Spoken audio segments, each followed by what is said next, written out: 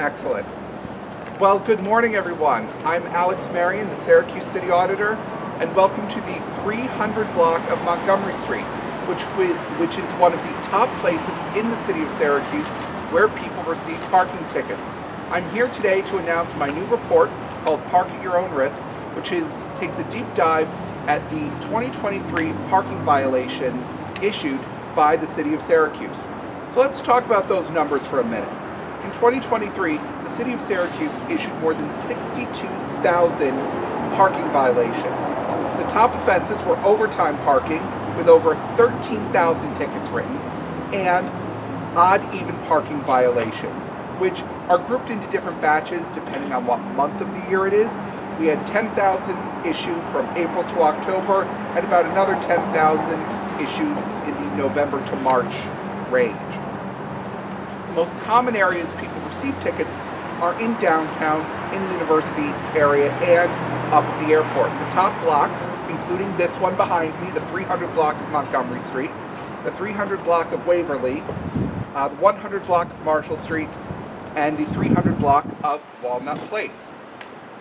But what we found when we took a deep dive at the data is our pay-to-park areas are not being equitably enforced. There's lots of enforcement downtown, not as much happening in some of our neighborhoods, like up on James Street, or in Franklin Square, or even downtown, south of Onondaga Street.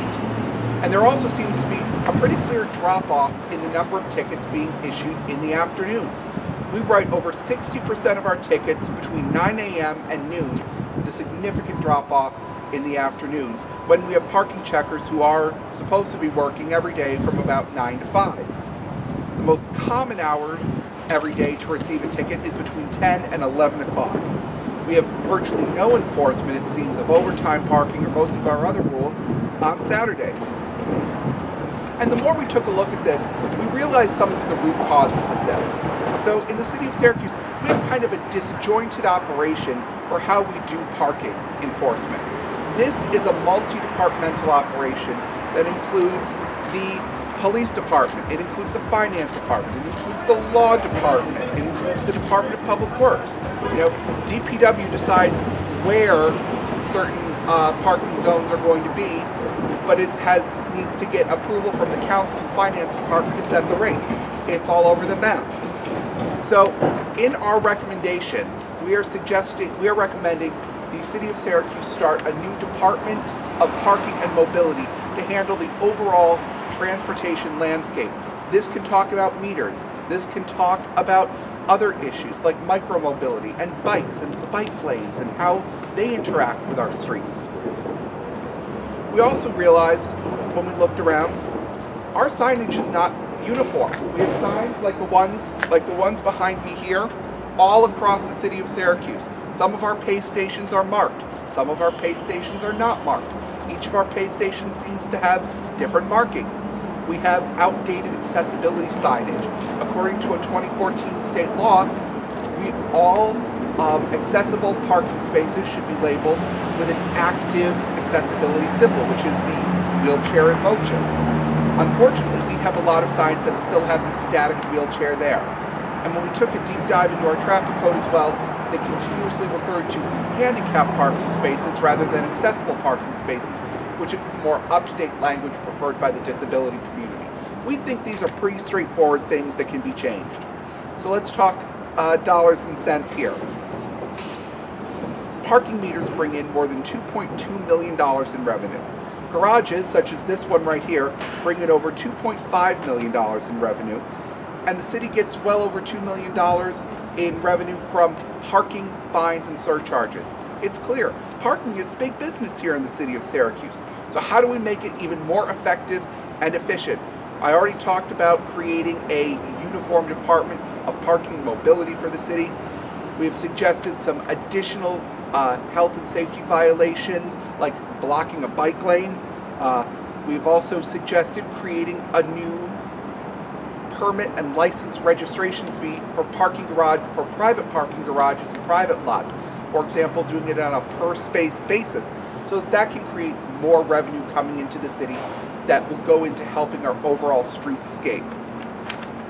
And all this comes down to making sure that we have modern, flexible rules, good, solid, regular enforcement, and a more organized system of administration. And that's going to result in tremendous improvements to the parking landscape here in the city of Syracuse. But I'm pleased to say, I think that's coming down the way.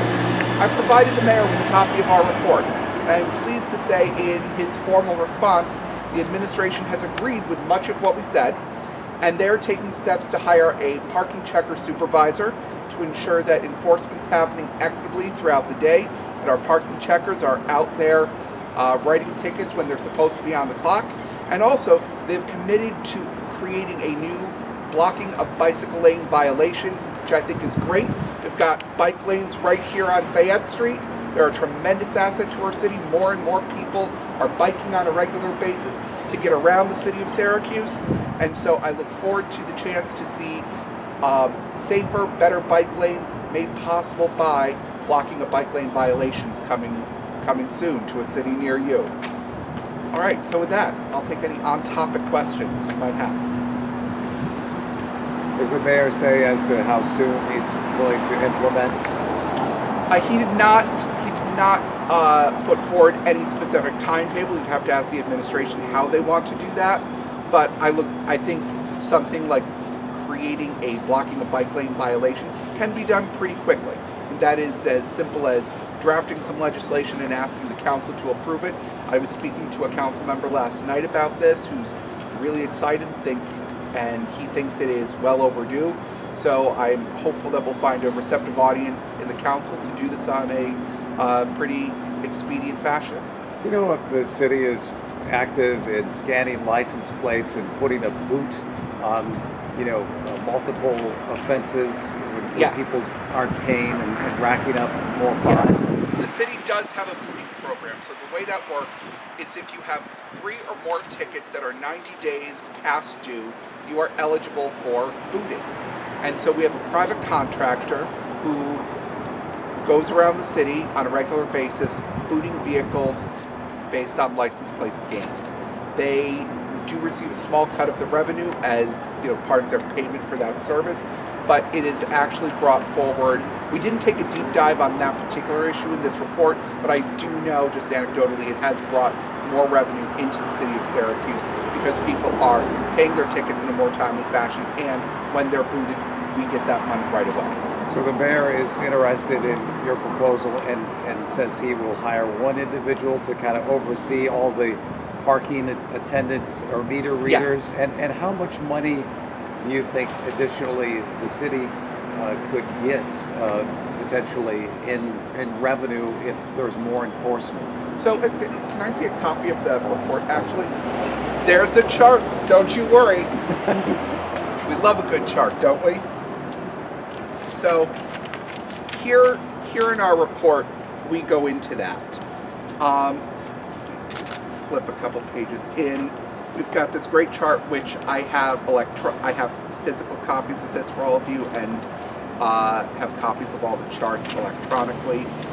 We show that parking violations issued by hour. Here we go.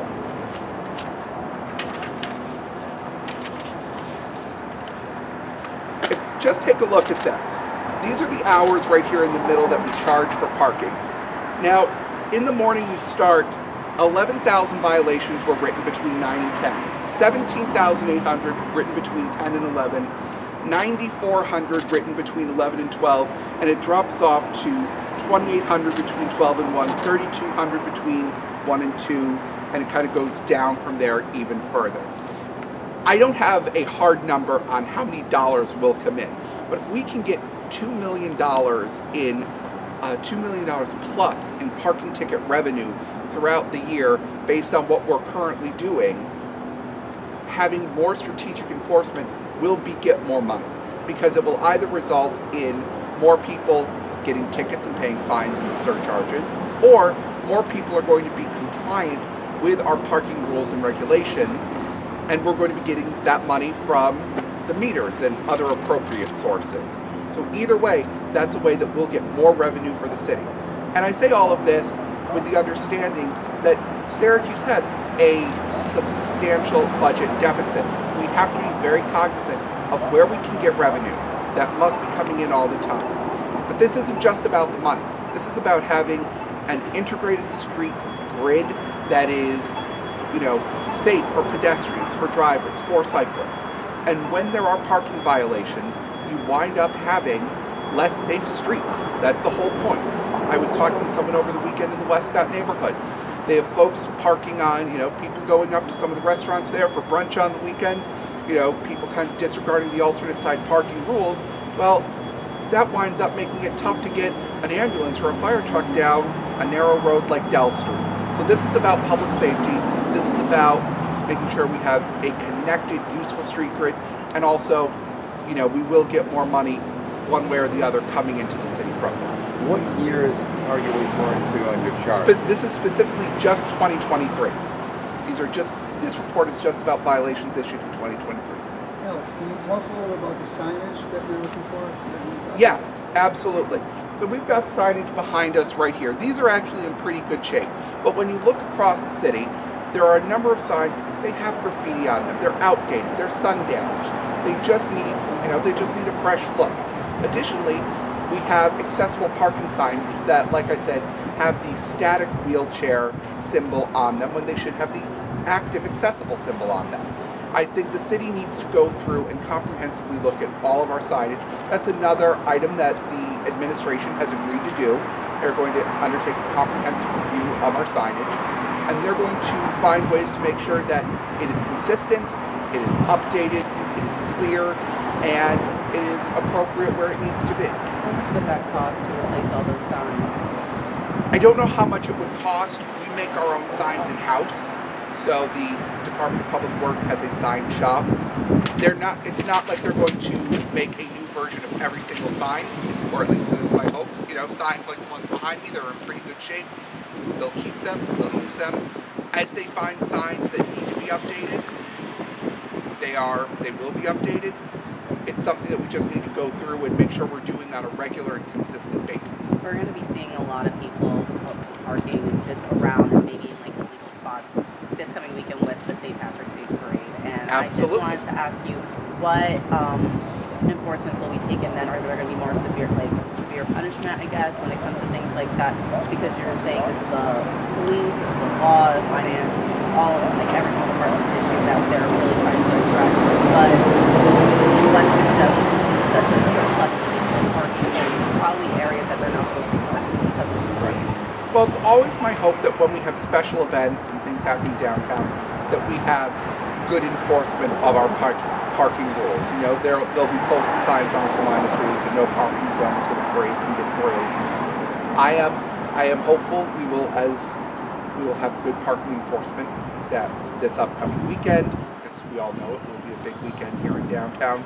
But I think one of the recommendations we put forward is trying to come up with a system of zone pricing and surge pricing, so that when there are special events happening, it may be another way to create additional revenue. So we all know on apps like Uber and Lyft, they have surge pricing.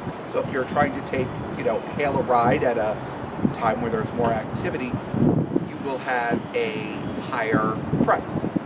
So why are we not coming up with a way to charge maybe an extra $1 for street parking up in the university area when there are SU games, or downtown when there are festivals and parades happening?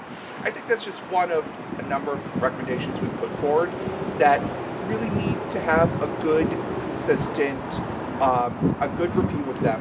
Make sure we are getting the money that we need to keep our street infrastructure the way it needs to be. Another item that Mayor Walsh has agreed to do, which I very much appreciate, is convene a working group of different city departments to come together and talk about how some of those recommendations may be implemented, such as coming up with this surge and zone pricing program. Is it your hope, if the city is able to get a boost in parking revenue with more enforcement, that they could also use additional money at making streetscapes better, or repairing roads, or what have you?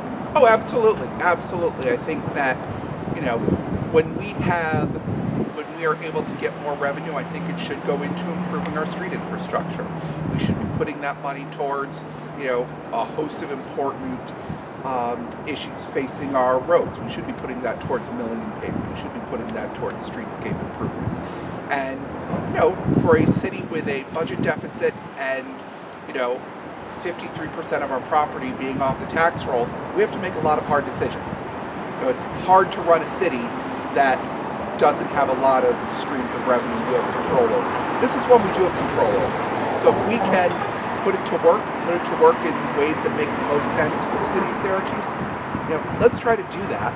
And once we get more money in the door, we have more money to make the improvements we need to make our city, an even better place and live up to the potential we all know it has. You want a centralized parking office, so to speak. The mobility component, is there already a mobility office, or is that an additional department? Or That's again something that's kind of spread out among different departments. I think that many cities have some kind of a unified department of transportation. We don't. I think that's kind of the model that I'm recommending here. I think that it would make sense to have, anything that goes on roads kind of live in one place instead of being a function that's spread out. Because when it's spread out, it's always, last of mind for those other departments that understandably have a lot of important work on their plates. So if we were to centralize that all under one roof, all under one, thoughtful, serious process, you'd wind up with better outcomes and the ability to have conversations on some of those issues, like building out bike infrastructure, dealing with e-bikes and scooters, making sure we have the appropriate parking and parking meters and parking revenue going where it needs to be. Anyone else? I could talk about parking all day, folks. Well, do we know offhand how many parking spots that are in downtown Syracuse? Do we know? I want to know that. Do we know? I mean, so I don't know where the city limits are, from just we're just talking about downtown. In downtown, I don't. That's actually a great question. Yeah, we didn't do a deep dive into the specifics. Okay. There's about 1,900 pay-to-park spaces throughout the city. Okay. So I don't know how many of those 1,900 pay-to-park spaces are downtown. One thing, and we do touch on it in the report, is that we could do a better job of striping and marking. To know what the areas they can park and can't park in, because you always have to ask that question. Am I far enough from the fire hydrant? Is this like halfway in the loading zone or not? If we had better striping and better markings on our streets, number one, we'd be able to tell you exactly, okay, we have this many boxes on this road, so that's how many spaces there are. And if we have better striping and marking, you would know, okay, this is definitely the ticketable area around a fire hydrant. This is definitely the loading zone where you can only park if you have a certain kind of permit. And that's a recommendation, again, as the city comprehensively reviews its parking and striping and signage. I think that'll be part of that. I hope that they come up with some ways, because you can see here on this road, on Montgomery Street, they do have striped off areas for parking. So you can see this van right here is in this white box. So each side of the street does have, striped off areas. It shows you the shoulder of the road where you can park, but it doesn't block out specific spaces. But there are other parts of the city where it does have boxed off spaces. So you can have, your vehicle needs to be able to fit in here. And you see this vehicle right here that's just outside of the box, like this is actually a ticket eligible vehicle as a result. And it just gives greater clarity on that front. Did the mayor give you any indication about your proposal, how he feels about centralizing operations? That's something that they're going to, that's something that's going to be part of their, interdepartmental review. I look forward to seeing the results of that. That is obviously one of the heavier lifts, but certainly I think it's something that they're going to seriously consider.